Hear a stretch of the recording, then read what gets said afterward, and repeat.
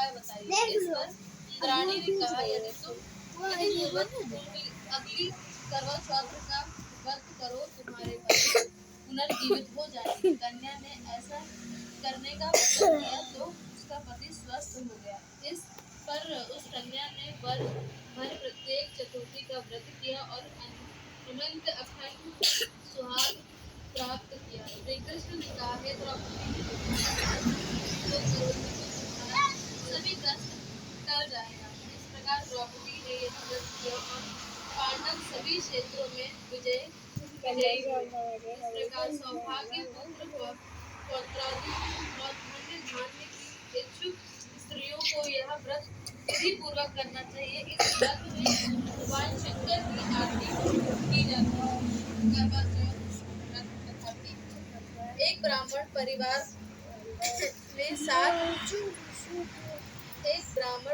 में सात बहुएं थी। 6 बहुओं के मायके वाले बहुत अमीर थे। इसी कारण ससुराल में उनका बड़ा मान था, परंतु छोटी को मायके में कोई न था। वह घर का सारा काम काज करती, सबकी सेवा करती, पर कोई भी उससे प्यार नहीं करता। सभी दुष्ट काटे रहते।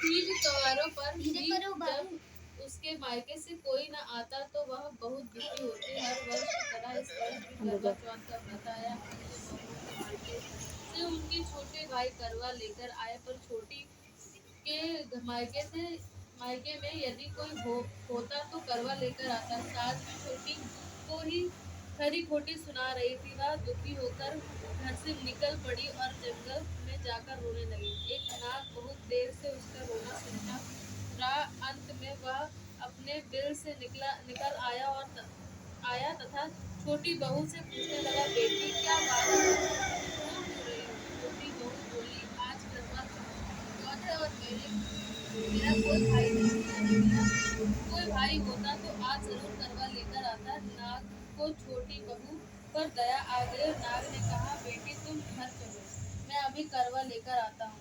थोड़ी देर बाद नाग बहू के ससुराल पहुंचा। ससुराल वाले इतना सम्मान देकर चकित हो गए।